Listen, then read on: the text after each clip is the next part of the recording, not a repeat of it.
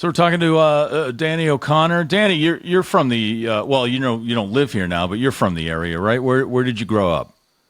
I was born and raised in Framingham, Mass, and I live out in Colorado, and I've been here since 2018. The mean streets of Framingham, north or south? I was from North. North. Okay. Yeah, are you one of Yep. those Saxonville kids? Yeah, I grew up in Saxonville, right by the high school. Yeah, nice, nice. Yep. Yeah, that's the last place for the townies in Framingham, I think. Right, is Saxonville. The real Framingham people still live there. Yeah, there's a couple of generations of families that have been here for a long time. My Yeah. daughter was born in And then you Framingham. I started remember out. oh, I'm sorry. Framingham what'd you say, Union, Josh? is that No. what it was? I was just going to say my daughter was born in Framingham, but I'm not sure if it was north or south, wherever the hospital is. Yeah, it's south. It's it's on the south side of the Framingham Oh, Union okay. Hospital. Yeah, right by downtown. And It's you right got next into to the boxing. PAL where I started boxing, literally across Yeah, the I was street. going to ask that. So that's where you started in Framingham, and then you got involved with the Kenny Casey, Yeah. right, and Murphy's boxing. Are you still involved with that? No. So right now I'm contractually a free agent, which has been the first time I've ever been unsigned with anyone in my whole professional career. Ken Casey came into play a lot longer, right? First I went through the amateurs, I went to the Olympics, I turned pro, and I met Kenny after my 14th professional fight. Once he got involved in my career, it was kind of a whole different trajectory with the drop kicks and his advisement. And that's when I was able to compete, like main event at the Boston Garden and Gillette Stadium and all these kind of venues that meant a lot to me from being around the city and being from Framingham. So I still have a great relationship with Kenny. You know, I call him all the time for advice. It was a great time to look back. It was an amazing time. So how long? Just to let people know, how long have you been boxing altogether, professionally, amateur, the whole deal? Sure. Well, you got to understand, I was a state champ wrestler first. So, high school, I became a state champ wrestler. And I didn't find boxing until around 19 years old when I was getting out of high school. So I became an Olympian basically 3 years after I ever put on a pair of gloves. So when I started around 18, I went to the Olympics quick. You know, technically I'm still active. So we're looking at 2003 until now. So it's been a long time. And I came through the amateur ranks. I was on the United States teams. I went to the 2008 Beijing Olympic Games in China. So I had with not many fights, right? I didn't have a ton of amateur fights leading up to that. And then when I came back from the Olympic Games in 2008, I turned professional. Right now, as it stands, I have 31 wins with 3 losses. Obviously I won a WPC International Championship belt, a few other ones, Celtic Nations, and a regional one from Massachusetts, and I was ranked top 5 in a couple of the sanctioned organizations. So, I've been involved in the game for a very long time at the amateur level and the professional level. I just wanted to let people know who aren't familiar with you that, because I'm going to ask you your opinions on some things, and that it's not like you're just making stuff up on the fly. You've been in boxing for more than 20 years, and you've seen a lot, you've experienced a lot. So let's get right into it. Tomorrow night, Mike Tyson is going to take on Jake Paul. First of all, there's a lot of people who say Jake Paul shouldn't even be involved in boxing, and he's not really in any club or association. But what do you think of this fight? I mean, is this something that, as someone who worked his way through amateurs and stuff like that, how do you feel about Jake Paul getting into this?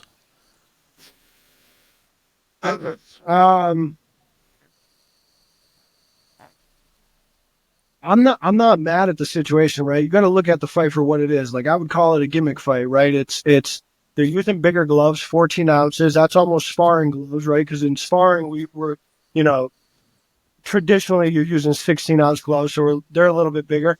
It's only 2-minute rounds compared to 3 minutes. If you've never been in the ring, 1 minute can be an eternity if you're not in shape. So there's a difference there. Jake Paul into the sport of boxing, I'll break this down in a couple different areas because a lot of people ask me all the time. I have 4 children. Then obviously it's a different world we live in now with the internet, all these, influencer type people. So I keep a pulse on what's going on because I have children. So it seems to me like the whole culture is like, you're going to be a rap star. You're going to fight somebody in some sort of gimmick type of boxing. And then you're going to, have a million different revenues of different stuff you're promoting. Like Jake Paul, right? He's promoting a million things. He's got the cologne and all this other stuff along with the fighting. So I think there's a lot of revenue streams there. Originally, when Jake Paul came into boxing, I wasn't mad at it, and I'll tell you why. From someone that's been involved in the sport itself, but also the business, right? Because you got to understand, boxing's a business first, the sport's second. And so I've been able to be my own manager for a long time, deal with contract negotiations, all the different aspects of boxing, business, along with the fighting itself. So when someone like Jake Paul comes into the sport, he's not attached to any promoters, managers, people that would kind of be above him. And he has his own money. He comes in with money that he already has. So he's ruffling feathers right away. He's calling people out. He's calling a little bit of the corruption of the sport out and the different aspects of it, which I think backfired, right? Because he called Eddie Hearn out, who then turned around and sued him civilly for whatever it was, $100 million for defamation, right? Because he made some allegations publicly that, had some serious ramifications behind them. And so I think he's kind of toned it down in the sense of calling all these people out. But at the same time, he came into the sport trying to reach that elite level, right? He was trying to handpick fighters that he could fight and build yourself up. And, I'm not mad at him for calling out the people because I've been on the wrong end of a bad contract or something that I viewed someone was taking advantage. So I like that aspect of Jake Paul. I think he's putting in the real work, and that doesn't impress me. If I had $100 million, I could have the best training camp in the world. I could go to Puerto Rico and I could do it. Try doing that shit with 4 kids, a bunch of responsibilities, some attachments, you know what I mean? It's a different animal. So, but I'm not going to hold that against him. He's going after his dream. He sets up the best training camp. I know for a fact, Jay Leon Love, I came to the amateurs with him. Through the pros, like I've kept a relationship. That dude comes from Crunk. He's a good guy. He knows what he's doing. So right off the rip, when I hear Jake Paul is coming into the game and then I see someone like Jay Leon Love in the background, I know right away, like, okay, he's got some good people around him. There may have been other people that, he saw true colors and he cleared them. But I feel like right now he's got someone like Jay Leon Love who knows what he's doing. He's been around the game. He came through the amateurs with me. He's been a professional. He was signed with Floyd Mayweather. He's had a ton of, he's a good guy. He's going to steer him the right way. So in terms of Jake Paul coming into the sport, I don't think you got to see for what it was. Like, if he's chasing greatness and he's going to fight guys like Tommy Fury, where it's a legitimate boxing match sanctioned by the rules, then you got to give the guy some credit. He's stepping into the ring with people that have been groomed from the amateurs to do this and to do something impactful in the sport. And him on whatever it was, like, don't quote me, his 4th fight or 5th fight, whatever, he's fighting these guys and keeping it competitive, right? Because I watched that fight and I view it to be a pretty close fight. Tommy Fury got the decision, but that is a legitimate fight right there. Now, flip the script a little bit. You got Mike Tyson. Right. This to me is more of a gimmick fight compared to someone like Tommy Fury, right? You know that there's going to be a lot of money to be made all across the table for all parties involved. And, obviously there's some rule differences, bigger gloves, the sanctioning, smaller rounds. So I think it's going to be more of a gimmick type of fight, which even at that, I'm not really mad at it. Like, I like Mike Tyson, and if it wasn't for 3 sick kids right now, I think I would have went to the event myself to see it in person. So with that, he said, he's got some good people around him. He can legit do it. You said you see it, and he's a pretty good fighter. But we're talking about Mike Tyson, and I know Mike Tyson's, how old is he? 48. How old is Mike Tyson? 58. 58. Sorry, yeah, he's 58. Much older. He's been, for the past like 10 years, he's been smoking an ounce of weed a day. And he looks. I've been watching his videos about with his training for this fight. He looks really good. Now, this is from a purely casual fan of the sport, and that's why I wanted to get your opinion, someone who can see certain things. Do you think that Tyson is making a mistake by doing this? Do you think he's too old to do that? I know you mentioned the whole gimmick thing and everything, but personally, and I'll just put it right out there as a disclaimer, I hope he makes Jake Paul crap his pants in the ring. I hope he hits him so hard, like he loses control. Yeah, he loses control of his bowels and just loses everything. You think that will happen, or do you think this will be a legit fight, the way looking at both of them training? Well, I mean, how factual is an ounce of marijuana? Is that an over-exaggeration, or because a lot of professional athletes use cannabis and operate at the highest level? So, depending on how you look at that, I don't necessarily look at that in the sense of that's going to be something that's holding Mike Tyson back. I am not concerned one little bit about Mike Tyson getting the ring, even at the age of 58. I mean, you got to understand, this is not just two people getting the ring and fight. There's so many aspects that go into this, right?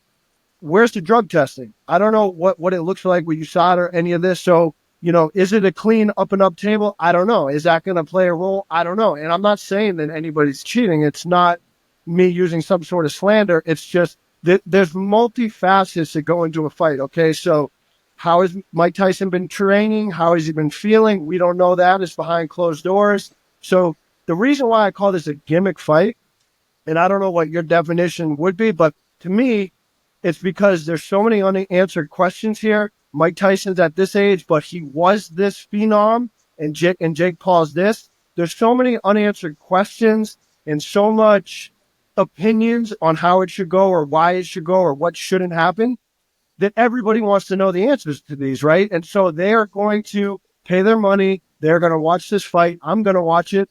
And, I am not the least bit worried of, I tried to stay off the internet and not listen to a lot of people that had to talk about the fight. Number one, because a lot of people are stupid and they don't know what they're talking about. And number two, I don't need any of my opinions influenced because I know from what I'm looking at, right? So I look at someone like Mike Tyson who looks in phenomenal shape for 58. I looked at the weigh-in pictures today. He looks really good, number one. Number two, Mike Tyson has been at the elite mecca of the sport. Millions of dollars, millions of followers, lights, camera, action against some of the biggest killers in the game.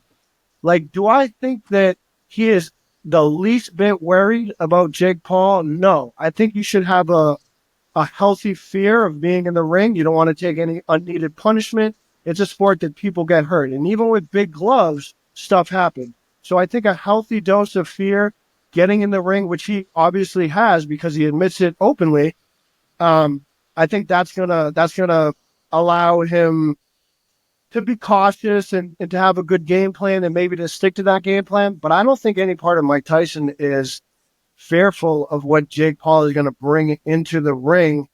I mean, you look at the quote that he just said. Jake Paul is a manufactured killer and Mike Tyson is a natural born killer. And that really is a good kind of description of what's going on here. Jake Paul is being built and he's building himself into this thing. But Mike Tyson is that thing. He's been that thing forever, right? And so I don't think I'm not at all worried about his medical state going into this ring. 58 is a number. It doesn't mean anything to me. What's he doing in the gym? How's he recovering? How's he fighting? How's he sparring? How's he feeling? And to me, all the boxes are checked for Mike Tyson, right? You see that switch in his persona when it comes to the week of the fight. He don't want to hear nothing. He don't give a shit. He's locked in. You can see it in his eyes. He's not really up with the gimmick shit. He's going to give, his answers to people have been a lot shorter. He's not going into detail. I saw a reporter talk to him and he said, I'm not going to lose. And then the reporter kept going and he got a little angry. Do you understand what I just said? I am not going to lose. So I think you see a different Mike Tyson right now because he knows what it is to go into war at the highest level. And so he's already instinctually doing that because that is what he is used to for years and years and years. So I'm not at all worried about Mike Tyson. But at the same end, you have Jake Paul, who's one person I know is a good person. I can speak for Jay Leon Love. I cannot speak for anyone else. I don't really know who's in his corner outside of that. I can speak for Jay Leon Love. So I'm not going to say the whole team. I'm going to say the one person that I know is a good dude and will steer him in the right way. Outside of that, I do think that he is putting in the work that it takes to continue to build and grow in this sport of boxing. Here's the thing. For every Floyd Mayweather, there's going to be a B-side, right? Every fight, you have an A-side, you have a B-side. Then you get to that Mecca, and now it might be an A-side and an A-side, and that's why these fights are so big, right? You have a Mayweather, you have a Pacquiao, they come together. But for those first 20 fights, it's A-side, B-side, you know what I mean? And that's how you build a fighter. So you can't criticize Jake Paul for picking intelligent fights at the stage he is of his career and getting those right opponents, right? Matchmaking is probably one of the hardest things in the sport of boxing because it's so unpredictable. So you can't knock him for the competition he's had, the way that he's building himself. He's doing the right things that I can see through the camera that it takes to get there. He's doing the training. He has all the pieces of, the highest new equipment, the best gloves. He's got Grant. He's got all this other stuff. So, he's doing the things it takes to get there. But the one thing you can't fake in this world is experience. You either have it or you don't. And what Jake Paul has is experience for however long, 2 years, 3 years, however long he's been in the game, right? Mike Tyson has experience for two decades of the lowest lows and the highest highs. And so, I think a lot of people that are counting Mike out should maybe reevaluate this plan. Like, Mike's a beast at 58 or at 25. And so I don't think it's going to be this atrocious fight where you come in and Mike Tyson's tired and, he's getting beat up. I don't think it's going to be that type of fight. I think it's going to be a competitive type of fight because, Mike's age might decline him a little bit, but maybe Jake Paul's experience of only 3 years, the gap might close a little bit. So I don't think it's going to be this one-sided beating. Mike Tyson is Mike Tyson, regardless of what you think of his age or where he's at. And, you can see from the way that his demeanor switches, from the way that he's hitting mitts, it looks to me like both parties are taking this fight very seriously. And I think that there's going to be a level of competitiveness to it that's going to be fun to watch. I love Mike Tyson. I'm excited to watch Mike Tyson. How hard is it to get back into that? To get back into that mode you were talking about? Like this week, you're saying he's in that zone now. How hard is it to get back into that whole routine, the training and everything in that state of mind after not doing it for so long? Or is, in Tyson's case, like you said, he's a natural born killer. Is it something? Is that like a gift that's already in there?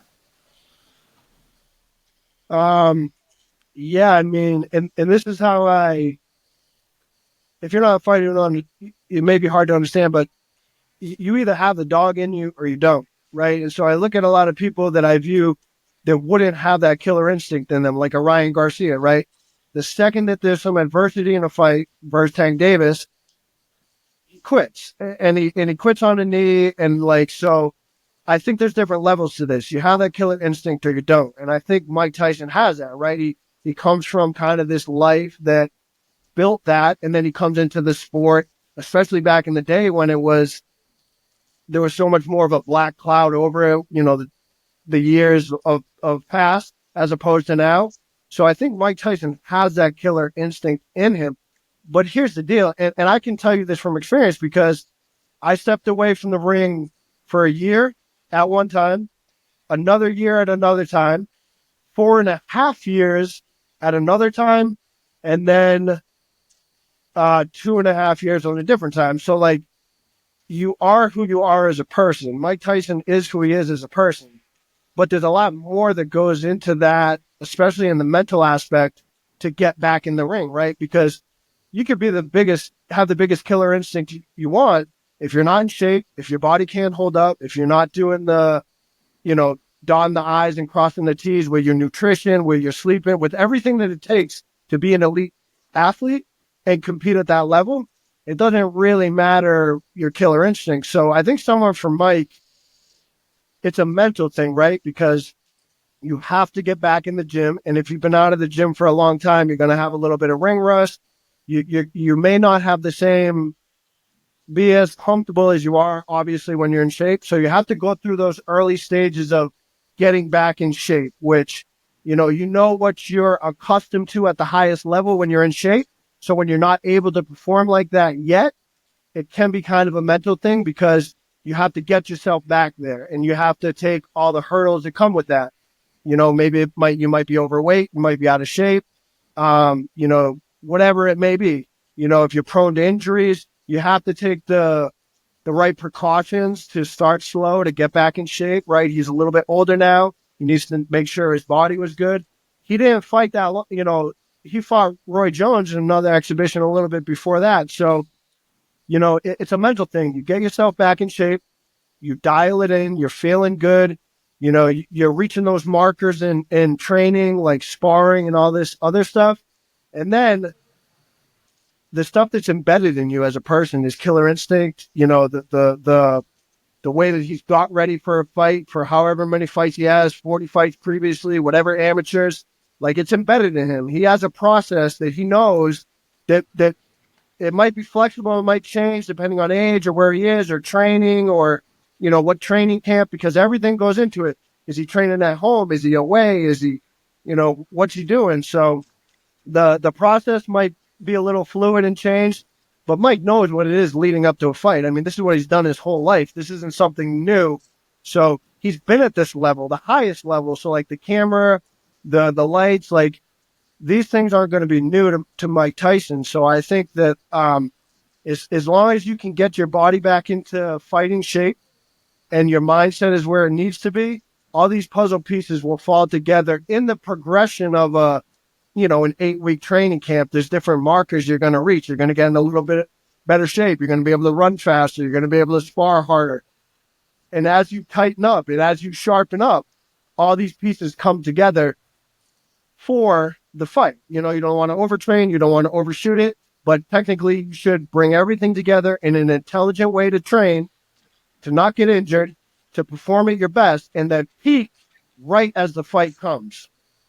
So, like, talking about, like, how to, like, prepare mentally and how you said that, like, you either have the dog in you or you don't. Like, it's your instincts come back, you get the rust off, and for Mike, that it's mental. But I'm curious what your take on, like, the why he's coming back, because I remember in I think it was a Joe Rogan interview, he was talking about how like he doesn't even like go to the gym or work out because when he does that, he starts getting those instincts back and he starts becoming like a war machine, and like his ego starts getting big, in that he doesn't like that part of him, but like he seems to be doing, like, he doesn't seem like he's like going crazy or anything like I'm gonna kill Jake Paul, like he's saying it, but you can kind of see he's like lighthearted about it. But I kind of, it reminds me of like stand-up. Like, I hate that I love doing stand-up. Sometimes I wish I didn't need to do it. Like, I wish I could work at a hardware store and just be happy doing that, but I wouldn't. And and I know talking to you when you had retired for a period of time that you were saying like you didn't like hurting people. You didn't. It was kind of similar to what like Mike Tyson was saying, and then you also made a return. So I'm curious what your thoughts on are like to someone saying I don't want to be in the ring and still coming back. I think I'm not your typical boxer, and so you should not lump me in with your traditional fighter.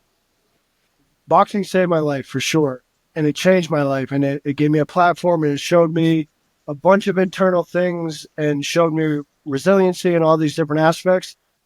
I fighting the actual getting in the ring was the thing I hated the most. I love training. I love being in the gym, even sparring. I like. To me, boxing was an art, and the training of it gave me some intangible things on the inside, and showed me some things. I hated hurting people. I didn't like, because remember we're talking A side, B side, right? So, you're getting the guy from the Dominican Republic. He's coming over here. He's the B side. I'm the A side. He's getting paid peanuts. Maybe he shouldn't even necessarily be in the ring, right? And it's your job as a professional to then go in, hurt this man, knock this man out, win, so you can go to your next fight and your record can keep building up, right? And the more brutality, the more that you hurt this man, the more praise you get because now you're a knockout fighter. And so, obviously that's why I became a paramedic because I want to save life. I'm way more suited in the service of other people. I don't like hurting them. To me, boxing was an art form. In the amateurs, it was amazing. It was so much fun. You're just competing. It's a competition. Am I better than you? We're scoring points. We're traveling the world. We're representing the United States. I'm fighting other countries. It was amazing. When you turn pro, it's like a whole different sport. It's a different mentality. There's a business behind it. There's a certain level of promotion and media that you need to do because if you're not marketable, no one, like look at someone like Andre Ward. He's one of the best fighters ever. But did he get all the love and promotion that he really deserved? Not really, because he didn't have a style that a lot of these fans just want to see blood and guts. It is what it is. There's two separate types of fans. And I notice this all the time because whenever it comes to a fight like Erislandy Lara, right, who's one of the best Cubans of all time, he's methodical and tactical. And I always notice this, right? There's one fan group like a Dan Raphael style that just wants to see that blood, wants to see the fight, wants to see people coming forward, wants to see the action. And then there's the other group of fans that understand the art of boxing, understand what it is to not get hit, understand what it is to have that style like a Floyd Mayweather, like a Erislandy Lara, where it's just artwork, right? And so I like the artwork. I don't like hurting people. And so I understand what Mike's saying, like in the sense that there's a lot of sacrifices that have to be made when you go back into training camp. You can't compete at that level if it's not 100%. And that means everything is going to take a back seat to you getting ready for that fight because, we're not throwing a baseball at 100 miles an hour here. We're getting punched in the head. And so you need to be, or you should be, right? You should be the most prepared you possibly can to get in that ring, not only because you are trying to win, trying to better your career, but because your health is on the line here. Your health is on the line. This is a sport where people die.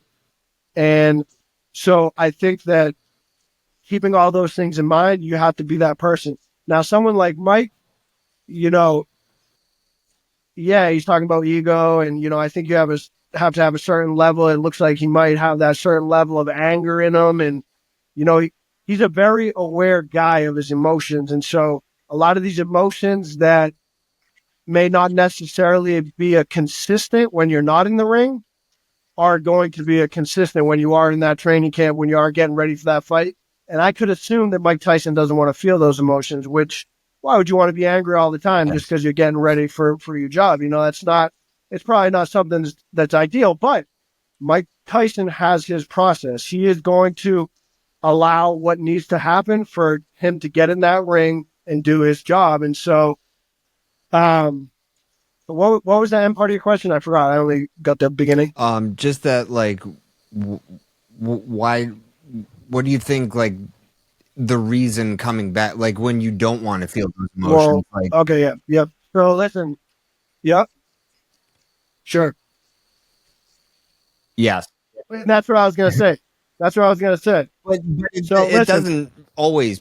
I mean, obviously but I feel like Mike Tyson doesn't really need to do it for like he could probably make more money just doing his podcast. Right, but I maybe they mean, made him an offer that he couldn't refuse, or maybe he's got something he wants to. Pretty the speculation on my part, but just something that he saw as a good opportunity to Yeah. make some money. well, so, and this is what I think. And guys, every question that's coming above is a very loaded question because there's no one reason for something, especially in the sport of boxing. Even when it's just two fighters getting in the ring to fight, there's so many things that go on behind the scenes that you would just never know. And the same thing for a fighter getting back in the ring. There's multiple reasons. Is it about money? Maybe. Do people get in the ring just for the money? Maybe. Is it about competition and not about money? You get in the ring just because you want to see, can I prove to myself at 58 I can still do this? Maybe. Can I beat Jake Paul? Maybe. Is it about lights, camera, action? That, once you're at that level, it's hard to get away from that limelight. Is it about that? Is it about, I don't know. I look at the numbers coming in of Mike Tyson making $30 million for this fight. Now, I don't have a good idea of where that money's coming from, right? Because when you come to a boxing match, there's going to be multiple streams. You might get a set minimum of your purse. You might get some money from pay-per-view or from Netflix or however the views are coming out. Maybe you get some money from the gate, all the tickets that are sold. Maybe you now have whatever sponsorships. There's a whole different revenue streams in multiple different ways, which I think Jake's pretty smart to that already. He has his hands in a bunch of different things that will all come together at one time for a big paycheck, but from a bunch of different areas. And so, I don't know where all the money is coming from, Mike, but I would say, that's a lot of money. It's a lot of money coming in for Mike Tyson to get back in the ring against somebody that's not Evander Holyfield in his prime, or it's not one of these guys, you know what I mean? So, and Jake has a little less experience. So I can't sit here and tell you why is Mike Tyson getting back in the ring other than there's a multiplicity of reasons why fighters get back in the ring. I mean, and every fighter is different. Every fighter steps away for a different reason, and every fighter, if they come back, comes back for a reason. So unless Mike Tyson is sitting here saying, hey, yeah, listen, this is what it is, I think it could be a couple of different reasons. I don't think that me personally as a fighter, I've never gone in the ring for money. It has always been for some personal ambition or competition level or something that excited me. So in the terms of Mike Tyson, I mean, I think that you just don't know, but I would say that every smart fighter is going to have that risk versus reward, right? Am I going to get in the ring? Let me look at this risk and let me look at the reward. And I think, I can't say for sure, but Mike Tyson is a very intelligent guy. I think that he would weigh that out. What is the risk here? And I would venture to say that he didn't calculate Jake Paul getting back in this fight at the age of 55 enough of a risk versus whatever reward he might be looking to get out of this. And so it's hard to say. It's hard to say why is Mike Tyson getting in the ring. $30 million is a good reason. Looking at yourself and saying, hey, can I do this at 58? That's another good reason.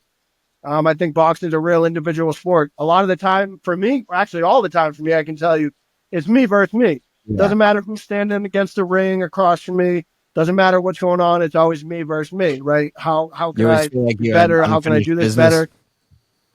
Yep. And the other thing too, I would say is at a certain point, it for some people, it might come to, look at all these fucking people saying stuff against me. Like that might motivate them.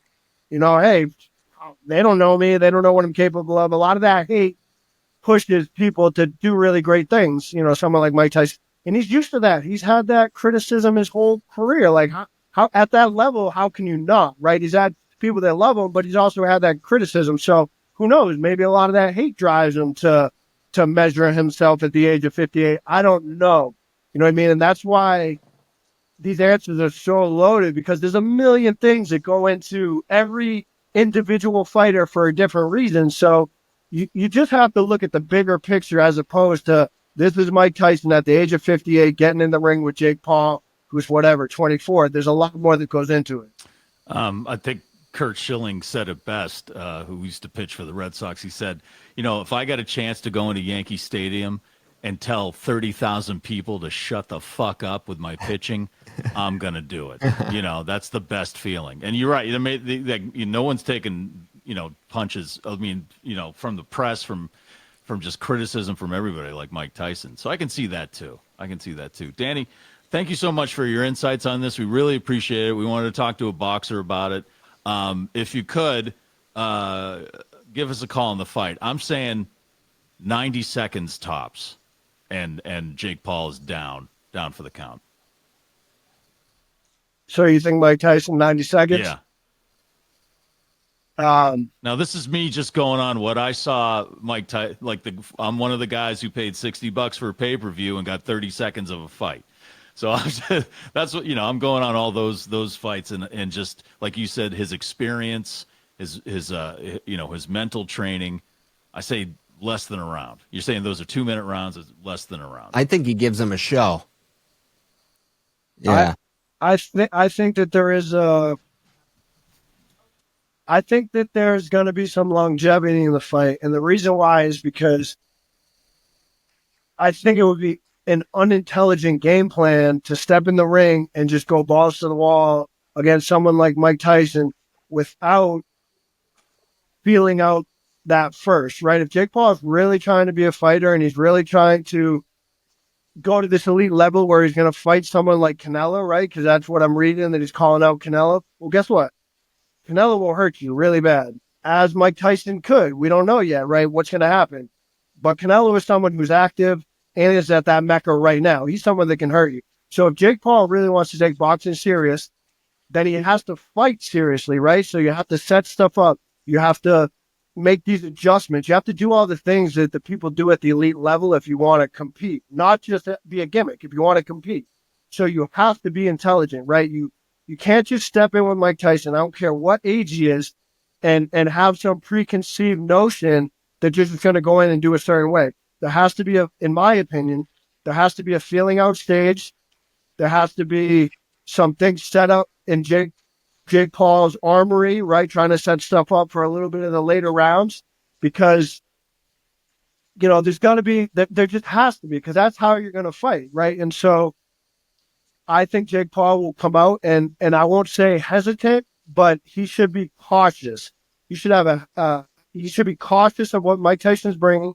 He needs to, the longer it goes in the fight, if it's an up and up fight and nobody's cheating and everyone's just coming out there to fight, and I've heard a million things, right? You got Jake Paul's brother who's coming from WWE. So is the whole thing staged? I have no idea. Is it hard to stage a fight? Literally, they'd have to pinpoint punches and do this thing like WWE. That's pretty hard. Do I think it's like that? No, I don't. But again, WWE was a realist thing until all of a sudden I got into whatever grade and then it's fake. And I'm like, what? So you don't know. Like I don't put anything past anyone, especially when it comes to an image to sell stuff, right? So I don't know. But if I had to make a guess, I don't think it's a gimmick in the terms of they're actually going to stage the fight. I think they're really going to fight. But I think someone like Jake Paul, if they're up and up and no one's cheating and everyone's just their natural selves, the longer it goes, the better it's going to be for Jake Paul because he has the age on him, right? So I think that Jake Paul is intelligent. He comes out smart. He keeps him at the end of his punches because Mike Tyson has one game plan. You know what he's bringing. He's going to come and try to smash you, right? So from the videos I've watched, Jake Paul's working on fighting going backwards, which is a whole different art, right? Fighting going forwards is completely different than fighting going backwards. So he's been working on the things, on the game plan. He looks a lot bigger, so I think he's put on some weight. So for Jake Paul, I think it's longevity, right? You're going to be real cautious. You're going to keep him at the end of your punches, and you're going to work a couple rounds to try to set stuff up later. You're going to get comfortable in that ring. For Mike Tyson, it's put that pressure on hard and fast, because this is the thing I haven't heard anyone talk about. This is what's I have this youth program with these kids, and when I spar with them, I don't even throw a punch. I just come forward and slip punches like an animal, and they get tired. You know why? Because there's a certain level of pressure, if you're not used to, that's going to cause your emotions to be out of whack while you're in the fight. That itself makes you tired. So Jake Paul has to understand that that pressure Mike Tyson is putting on him, you have to channel that, and you have to stay composed, and you have to deal with that without letting you get tired. They're two specifically different game plans here. And the person that has the better game plan that can implement it better, because they're two good game plans. But if Mike Tyson can have a better game plan coming forward, adding that pressure, breaking you down, and then ultimately knocking you out, his game plan is going to win. But if Jake Paul can weather that storm, keep him on the outside, break Mike Tyson down, and then turn it around and start landing big shots, I think it's going to go Jake Paul's way. So it's one of those like things where there's two different fighting styles, or there should be in this, because if Jake Paul comes out and just, goes crazy as the aggressor right off the rip, that would be unexpected by me, and I don't think that would be my game plan. But hey, I don't know, fight sells. So whoever can implement their game plan better in this, I think it's gonna tell. It's a hard one, right? That's why everyone's paying to see what's happening. Nobody knows what's happening, right? But number one, everyone passed their medicals, so all the stuff that has to do with the medicals or Mike Tyson, that's out the window. He's cleared to fight. He knows what he's doing. He's an adult. He's been in there. So I think all that banter should stop. What I think's going to happen is I don't know. But I'm going to go with Mike Tyson. I like Mike Tyson. I think the intangibles, the things that he's been through, his experience speaks volumes. And I understand that Jake Paul may be at the mecca when it comes to promotion, making money, likes camera action. You got the whole world watching you, okay? I understand that. But you haven't had the experience of fighting killers like Mike Tyson does. Mike Tyson should be pretty calm and ready for this fight. And so because of that experience, I'm going to go with Mike Tyson in this. I am going to go with Mike Tyson. I like Mike. Yes.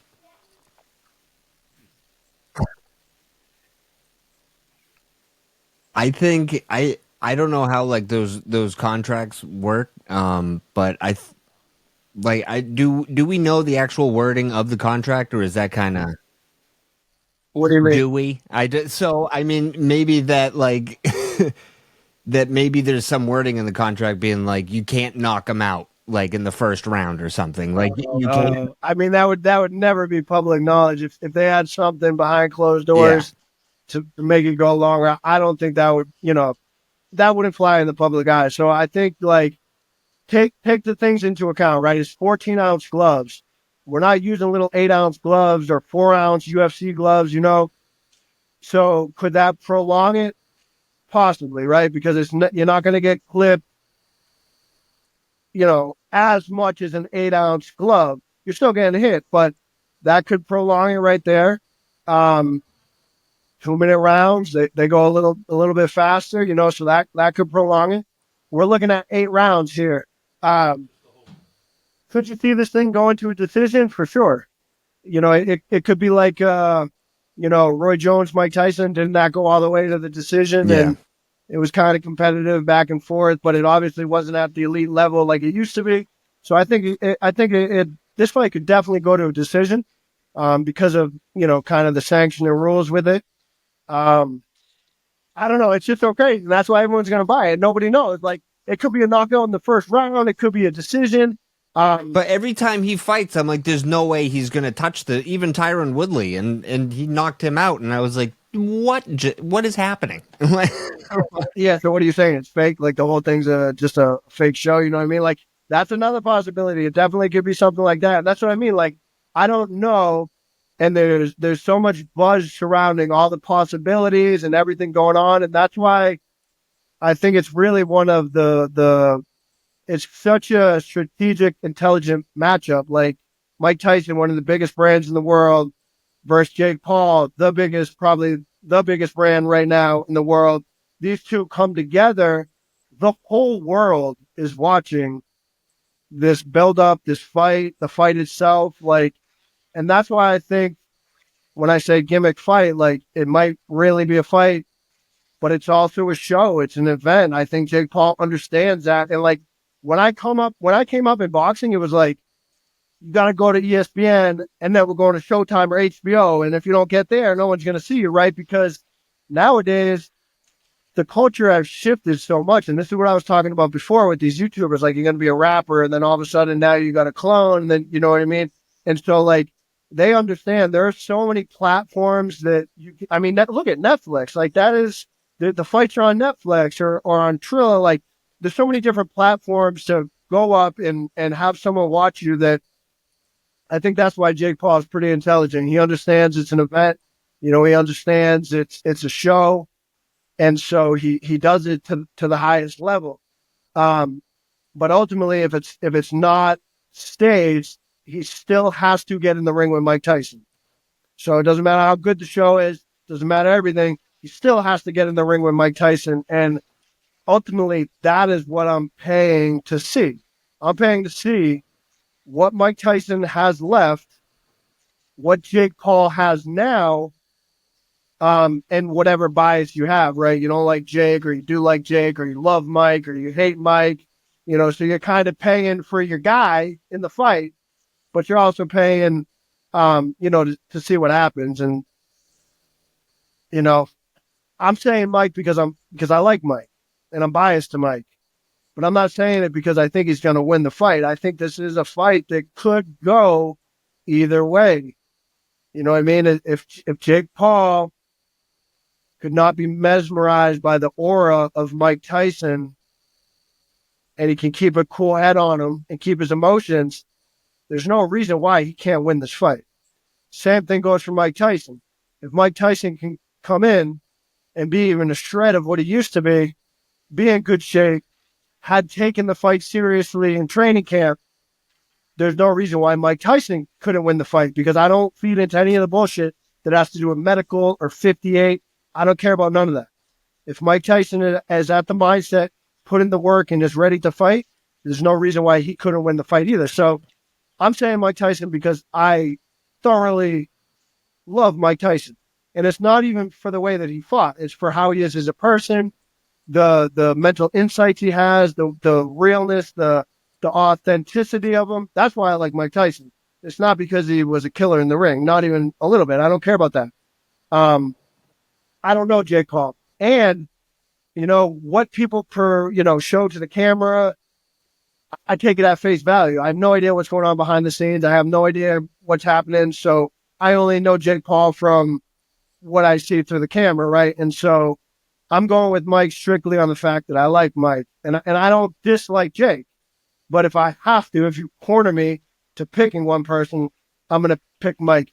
I always pick the underdog. I've been the underdog my whole life. And I think that I specifically look at the hate coming towards Mike, and I look at him and I'm like, hell yeah, Mike, do that fight. Prove all these people wrong. Because I know what it is. People are real fickle. They're going to say all this stuff. Mike comes out there and wins. Now, Mike's the best thing since sliced bread. You know, oh my God, 58 is the new 35. Like, that's how fans can be at certain times. And so when I see someone like Mike who's doing something that people say he shouldn't do, as long as he is healthy and in a good mindset, that he, as a mature adult who's been through everything in the sport and in life, is going to go do, hell yeah, Mike, go do that.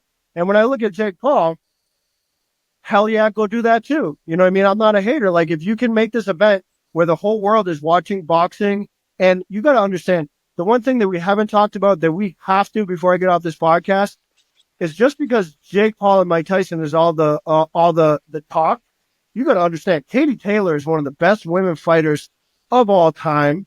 You know, behind someone like Christy Martin, who paved the way for women's boxing, you have Katie Taylor, who, you know, probably at one point the whole world of women boxing is looking up to her to be that next fighter. And so you have a fight like Katie Taylor versus Serrano, which was an amazing fight last night and is going to be, you know, an amazing fight this time.